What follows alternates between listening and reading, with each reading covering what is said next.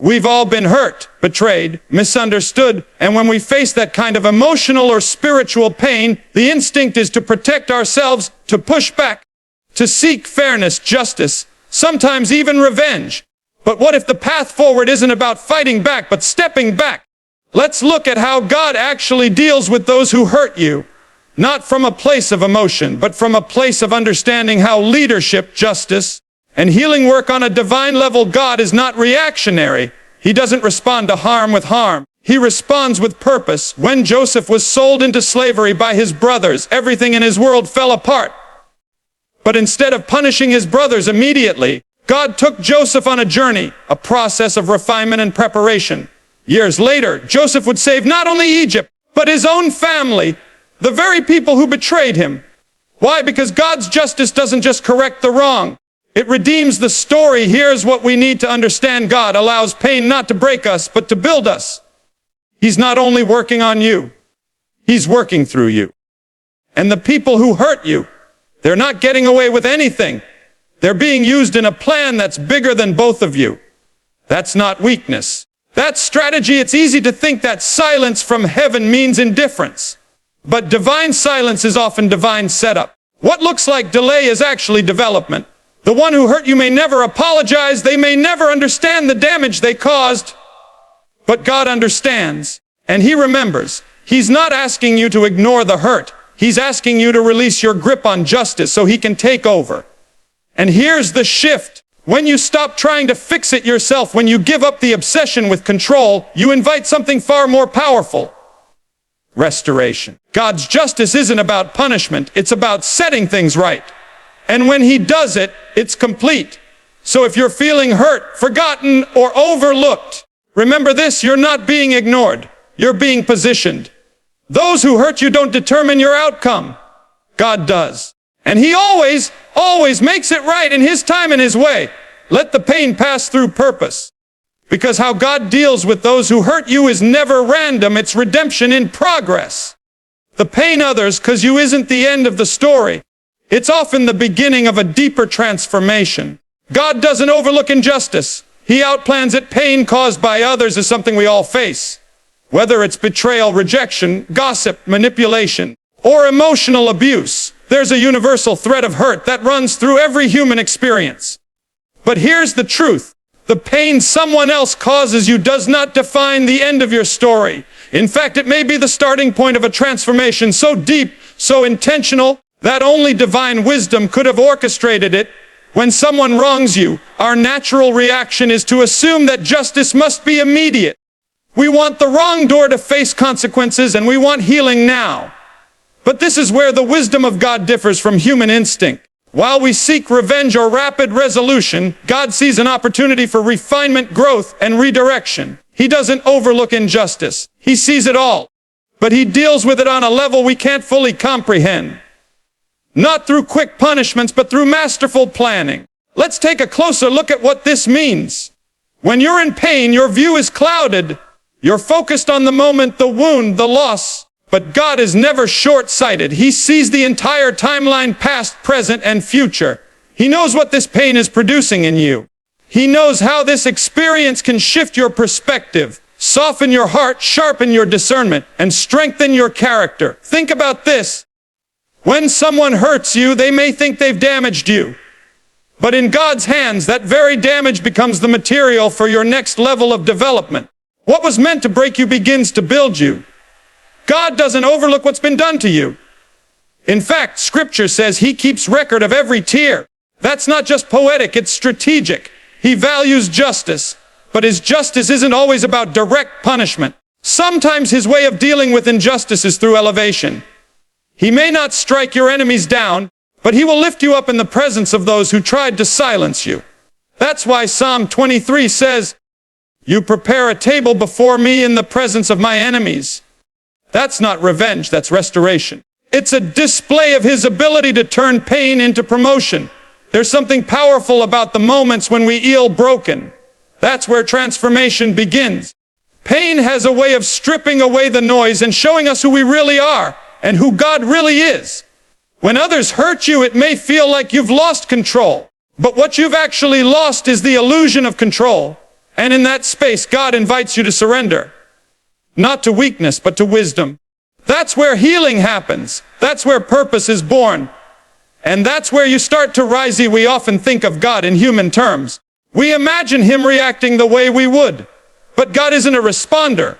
He's a planner. He doesn't just respond to your pain, he prepares your purpose in it. That means every hurt has a place in his redemptive blueprint. He doesn't need to destroy the people who harmed you to bring justice. He can use their actions as a part of your acceleration. It's like a chess game. While others make reckless moves, God is playing 10 steps ahead. He outplans injustice. And when the time is right, what looked like a setback becomes a setup. What looked like rejection becomes redirection. And what looked like loss becomes legacy. Don't let the pain define your perspective. When someone hurts you, take a breath, step back and ask yourself, what if this pain is the beginning of something bigger? What if God isn't punishing you, but positioning you? What if he's not ignoring the injustice, but rewriting your story in a way that only he could? Because he doesn't just heal what was broken.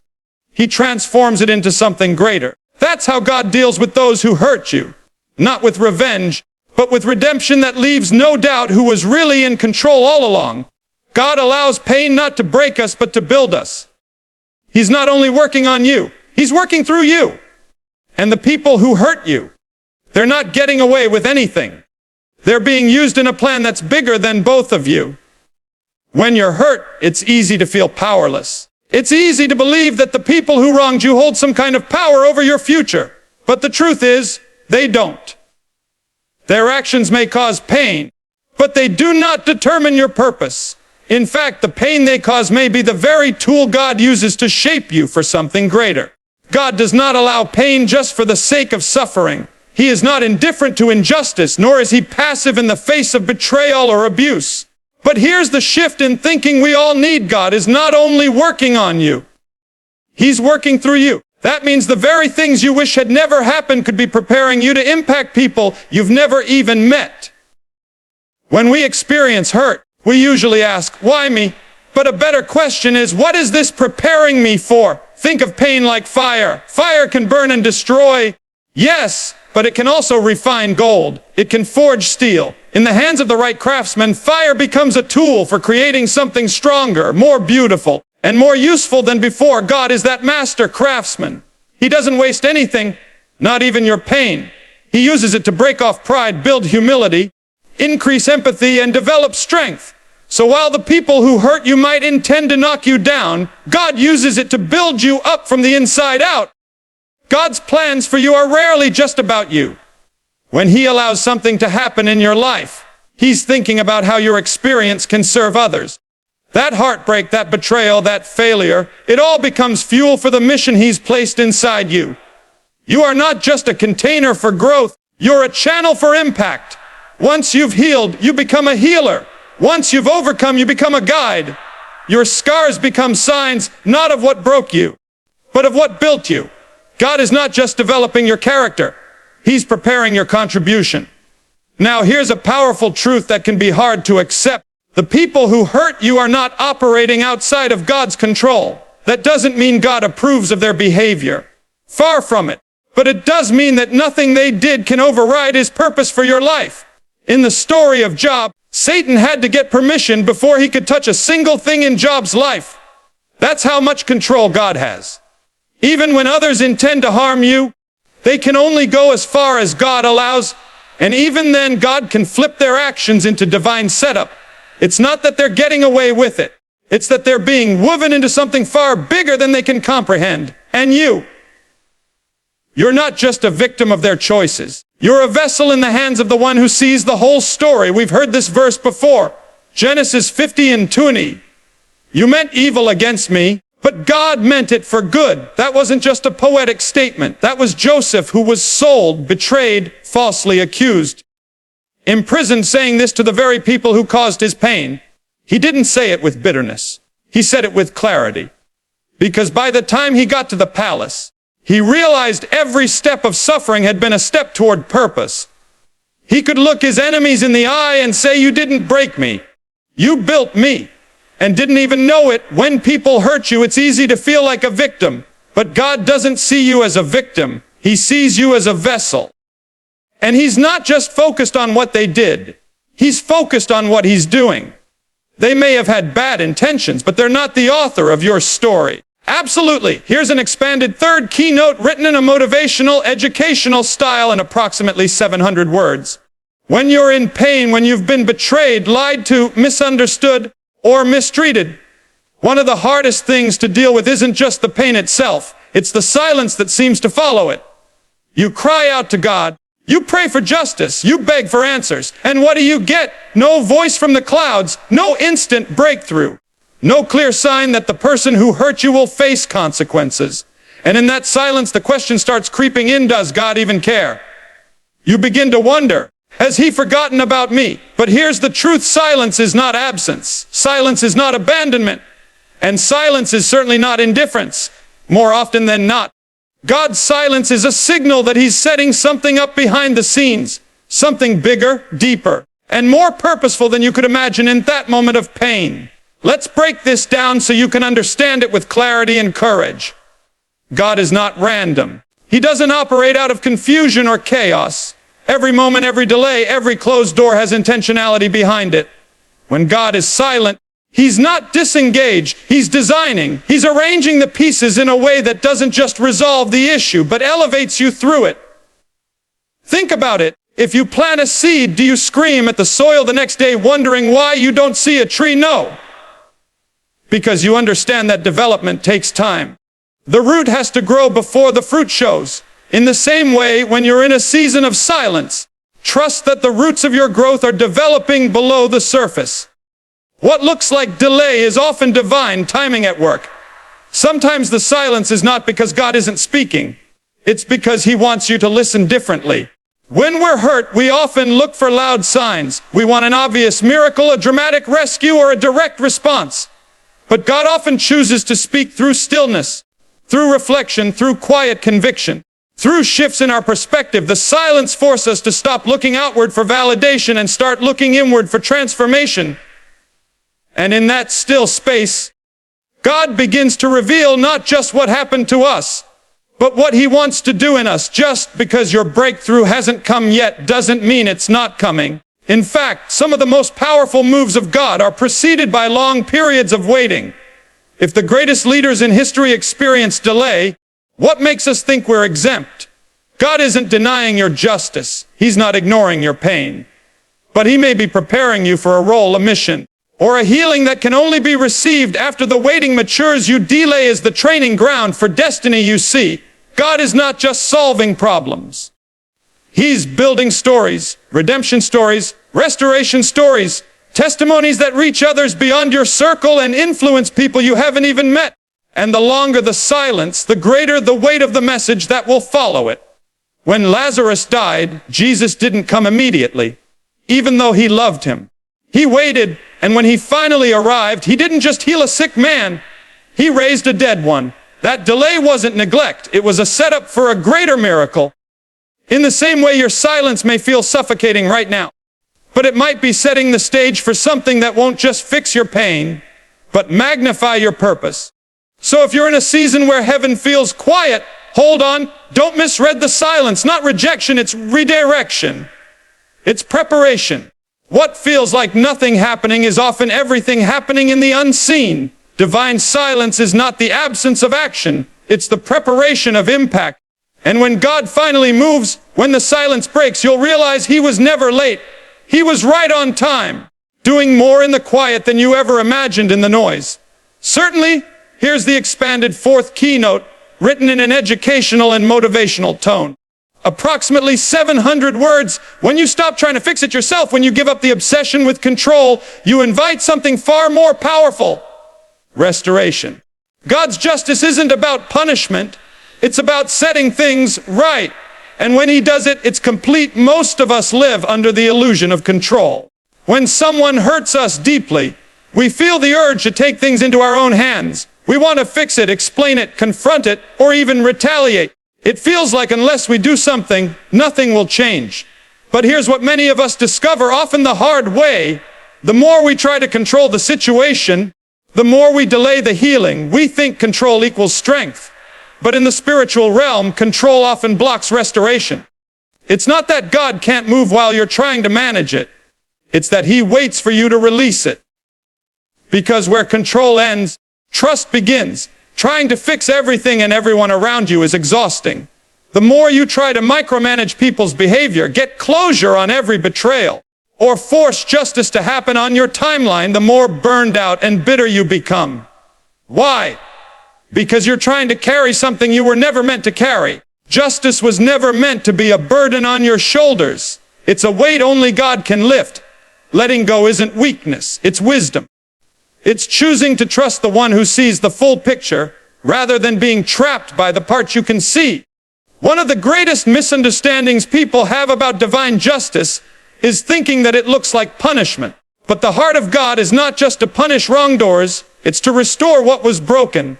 Restoration means healing what was lost. It means repairing what was damaged. And that includes you. It's not just about correcting others, it's about reviving you from the inside out. This is where the real shift happens.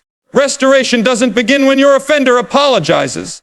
It doesn't begin when karma finally catches up to the person who hurt you. Restoration begins the moment you release the situation into God's hands. That doesn't mean you excuse the wrongdoing. It doesn't mean you forget what happened or pretend it didn't hurt. What it means is, you stop letting it control your peace. You trade your need for revenge with a posture of release. And when you do, you give God room to act. Not out of emotion, but out of eternal wisdom. That's when the healing starts. There's a reason Scripture calls Him the author and finisher of our faith. He doesn't just begin a process, He sees it through to completion. That means when God begins restoring what's been broken in your life, He doesn't do a halfway job. He finishes the story. He's not just interested in giving you temporary comfort. He wants to give you lasting change, a new perspective, a restored identity, a healed heart. And here's the beautiful part. God never lets pain have the final word. What others meant for harm, He transforms into purpose. The wounds that once made you weep become the marks that prove you overcame. That's divine justice, not retribution, but resurrection. You don't have to carry the burden of fixing everything. You don't have to chase down justice like it's running from you. When you give up the obsession with control, you gain access to something far greater, restoration that only God can give. Absolutely. Here is the expanded fifth keynote, written in a motivational and educational tone and approximately 700 words. Forgiveness isn't weakness. It's strength under control. It's not saying what they did was okay. It's saying, I won't let what they did define my future. When you forgive, you free yourself. And that's when God begins to rebuild. When someone wrongs you, one of the hardest decisions you'll ever face is whether or not to forgive. Not because forgiveness is complicated, but because pain is. The deeper the wound, the harder it is to let go. And many people think that forgiving is the same as accepting, approving, or forgetting what happened. Forgiveness is not weakness, it's power. And more specifically, it's power redirected. When you forgive, you're not pretending that the hurt didn't matter. You're declaring that it no longer has mastery over you. You're reclaiming the emotional territory that pain tried to occupy. Many people confuse forgiveness with permission. They think, if I forgive this person, it's like I'm saying what they did was fine. But forgiveness doesn't remove the seriousness of the offense. It removes you from the prison of it. What you did hurt me. It affected me deeply. But I refuse to let that hurt have a life sentence in my heart. When you hold on to bitterness, you may think you're punishing the offender, but in reality, you're only poisoning yourself. Unforgiveness keeps you emotionally chained to the pain. Forgiveness breaks those chains. Imagine dragging a heavy weight behind you every single day. That's what it's like to carry unforgiveness. Every moment you spend thinking about the person who hurt you, replaying the situation, rehearsing your pain, you're draining your energy and delaying your healing. Here's the divine principle most people miss. God restores what you're willing to release. That includes your pain, your bitterness, and your desire for payback. As long as you're holding on to the offense, it becomes the lens through which you see everything. But when you let go, when you forgive, you open your hands for God to fill them with something better. That's when the rebuilding begins. It's a divine transaction. You release the pain, and in return, God begins to rebuild your peace. You surrender the anger, and He gives you new clarity. You let go of the need for revenge, and He starts writing a better chapter than the one you lost. We often ask God to forgive us, but we struggle to forgive others. Yet, we're never more like God than when we choose to forgive. God forgives not because people deserve it, but because it's His nature to restore. And if we're made in His image, we're called to do the same, not because it's easy, but because it's necessary. When you forgive, you step into alignment with God's heart. You stop cycling in human emotion and begin to operate from divine perspective. You choose purpose over pain, and that choice positions you for elevation. Unforgiveness keeps you emotionally tied to your past, and if you're tied to your past, you can't fully embrace your future. That's why forgiveness isn't just an emotional decision. It's a spiritual investment. You're choosing to protect your destiny over preserving your pain. The most successful, impactful people are not those who avoided being hurt. They're the ones who learn to rise after being hurt. And that rising always starts with forgiveness. Forgiveness is not a feeling, it's a choice. A powerful one. It's not letting someone off the hook. It's taking yourself off the emotional hook that's been holding you down. And the moment you make that choice, heaven begins to move. God begins to rebuild. Restoration becomes possible. Because when you forgive, you unlock the next phase of your future, the one that pain tried to keep you from. So don't wait for an apology to set yourself free. Absolutely. Here's the expanded 6 keynote written in a motivational and educational style and approximately 700 words. God doesn't settle scores. He writes stories. He's not just interested in justice. He's interested in redemption. And when God rewrites your pain, it becomes a platform, not a prison. One of the most powerful truths you can hold on to when you're hurting is this: God is not in the business of settling scores. He's in the business of transforming lives. We often think justice means seeing those who wronged us punished. We want things made even, balanced, fair. Human justice is transactional. It says, you did this, so now you owe that. But God's justice is transformational. It says, you were hurt, but I will bring something greater out of it. You see, God's justice is about making things right, not just getting even. When you're wronged, His first response isn't to punish the offender. It's to heal you. His priority is not payback, it's restoration. And here's the powerful part. When you give your pain to God, He doesn't just remove it. He repurposes it. Think of your life as a story. Every good story has moments of tension, trial, even betrayal. But the best stories don't end at the lowest moment. They turn. That's what God does with your pain. He takes what was meant to ruin you and rewrites it into a redemptive plot twist. He doesn't waste your tears. He doesn't overlook the hurt. But He refuses to let pain be the final word. In the hands of God, your lowest point can become the turning point. And the betrayal that broke you can become the moment that built you.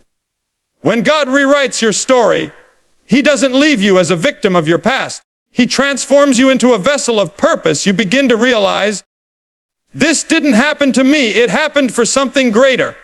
That doesn't mean the pain was good or justified. It means that in God's hands, it won't be wasted. Your story becomes your strength. Your scars become your credentials. The same people who once saw you as broken will now look to you for breakthrough. That's the power of divine redemption. Your pain might feel like a prison right now, like it's keeping you trapped in shame, confusion, or regret. But God specializes in turning prisons into platforms. Remember Joseph? He was betrayed by his own brothers, sold into slavery, falsely accused, and thrown into prison. If the story stopped there, it would be tragedy. But it didn't stop there. God took Joseph from the pit to the palace and used that journey to save nations. The same is true for you. The very place where you were wounded can become the platform where you witness. Your pain may be the very key that unlocks someone else's freedom. That's not just justice. That's redemptive power. A lot of us want God to heal our story, but we still want to be the one writing it. We want control. We want revenge. We want closure our way. But true transformation begins when you surrender the pen, when you let God take over as the author. He knows how to write in ways we can't. He knows how to connect chapters that make no sense right now, but will one day fit together perfectly. He knows how to turn heartbreak into healing, loss into legacy, and suffering into significance. Maybe you've been through something that left you feeling like your story is finished, like the damage is too deep, the betrayal too personal, the setback too great. But as long as you're breathing, God is still writing. You are not the sum of your worst day. You are not defined by who hurt you or what they did. You are being shaped by a greater author, one who writes comebacks from setbacks and turns brokenness into beauty. One of the most painful aspects of being hurt by others is not just the offense itself. It's the silence that follows. The betrayal stings, the words cut deep, but sometimes what hurts most is the lack of remorse. No apology, no recognition, no closure, and in that space, it's easy to feel stuck. You wait for them to make it right. You tell yourself, I can't move on until they admit what they did. You think freedom is tied to their apology, but here's the truth. Healing is not something they can give you. Apologies are powerful, but they're not promises. You could wait months, years, even decades, and never hear those words you long for. I'm sorry. Some people simply won't admit they were wrong. Others may not even realize how deeply they hurt you. And some may be gone from your life entirely. If your healing depends on them, then your emotional freedom is always out of reach. But if you make a decision to release, you take back your power. Forgiveness isn't based on their actions. It's based on your intention to be free. It's easy to believe that other people control your peace, but that's a lie that keeps you locked in bitterness. The truth is, freedom starts from within. You don't need an apology to heal. You don't need an explanation to move forward. You don't need closure from them. You need commitment from you. When you choose to release the offense, you're not saying, it didn't hurt. You're saying, it won't control me anymore. That's what freedom really is. Taking ownership of your heart and refusing to let bitterness set the boundaries of your future. There's something inside all of us that wants to be right. We want the record corrected. We want others to acknowledge our pain. That's a normal human desire. But when that desire becomes a demand, pride steps in. And pride will always trade your peace for the illusion of power. Letting go of the need to be right doesn't mean the wrong was okay. It means you're choosing peace over pride. You're choosing a future over being stuck in a fight that may never resolve. Some people hesitate to forgive or release because they think it means they have to reconnect or reconcile.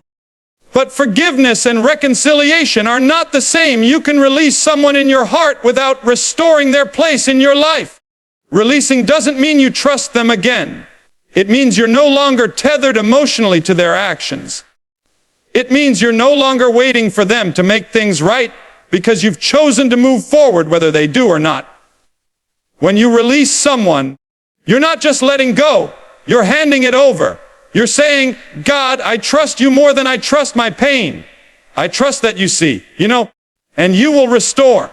And God never leaves surrender unanswered. In fact, God is his best at work in the space where you've let go. He doesn't need your offender's apology to start restoring your soul. He only needs your willingness to release. That's when the healing begins. That's when he steps in to fill the gaps left by human failure. When you hold on to offense, your heart becomes crowded. Resentment, bitterness, and pain take up space that was meant for joy, peace, and purpose. But when you release those burdens, you create space for something new. You make room for clarity, for growth, for opportunities, for strength you didn't know you had. Release isn't just about what you're letting go of. It's about what you're making room for. Some people will never apologize. They're too proud, too unaware, or too broken themselves. And waiting for them to repent is like waiting for rain in a desert. They just don't have it to give. But you don't have to stay thirsty. Your healing comes not from them, but from within you and ultimately from God. He is your healer. He is your vindicator. He is the one who restores what was lost and redeems what was broken. God is not blind to your pain. He is not silent about your suffering. He sees what happened. And in his time, he responds not with revenge, but with restoration. His justice is wrapped in mercy, and his timing is perfect. When you've been wronged, it's natural to ask, where was God? Why didn't he stop it? Why didn't he act sooner? Why did he allow me to go through something so painful? God sees, God knows, and God responds, not always on our timeline, not always in the way we expect, but always with a plan that leads to restoration. One of the most isolating parts of being hurt is the feeling of invisibility. You wonder if anyone truly understands what you're going through. You may even feel like your suffering is unnoticed, especially by the person who caused it. But the truth is, nothing escapes God's eyes. Scripture often describes God as the one who sees in secret. That means no tear you've cried, no betrayal you've faced, no unfair treatment you've endured. None of it has when people ignore it. God sees it. When they brush it off, He holds it close. He doesn't just glance at your wounds. He feels them. He is near to the brokenhearted and collects every tear. So even when others move on from your pain, know this: God never does. Sometimes the hardest part of healing is the waiting. You pray for answers. You ask for justice. You cry out for comfort. And yet, it seems like heaven is silent, just like a seed grows underground, hidden but not forgotten. God works beneath the surface. He's not idle. He's preparing, developing, aligning things for your good. In the natural world, justice may seem slow, but in God's world, it's perfectly timed. He knows when to intervene, when to restore, when to act. And His timing is not just good, it's strategic. We want revenge, let's be honest. We want the people who hurt us to feel the weight of what they've done. We want the tables turned. He doesn't just get even. He redeems. That means He brings good out of evil. He takes what was meant for harm and transforms it into something that serves your future. It doesn't mean the wrong is forgotten, but it means the wrong will not win. Because God's response isn't about punishing someone, it's about restoring you. This is the mystery of God's character. He is fully just and fully merciful. He holds both together without compromise. To some, that might feel unfair. How can God be merciful to those who hurt me? But here's what we often miss. The same mercy that rescues them is the mercy that's restoring you. Mercy doesn't mean there are no consequences. It means those consequences are handled righteously. Not through chaos, but through divine order. Not through bitterness, but through healing. God's justice doesn't always show up as thunder and lightning. Sometimes it shows up as a changed heart, as a healed mind, as a life that moves forward despite the pain. We often want quick answers, instant closure, fast justice. But God works in seasons, not seconds. And in His timing, He heals what no one else can. When you trust His process, you realize something powerful. What's broken doesn't have to stay broken. Your identity doesn't have to stay wrapped in pain. Your story doesn't have to stop at the place of your wound. God is writing something deeper, richer, stronger, and when the time is right, He restores in a way that not only heals you, but elevates you. You come out wiser, stronger, and more whole than you were before the pain. So if you're wondering today if God saw what they did, He did. If you're asking if He cares, He does. If you're questioning if He'll respond, He will. But He won't just match their wrong with more wrong. He'll take their wrong and right your right. He will restore you in His time, in His way, and when He does, you'll know that no pain, no betrayal, no injustice was wasted.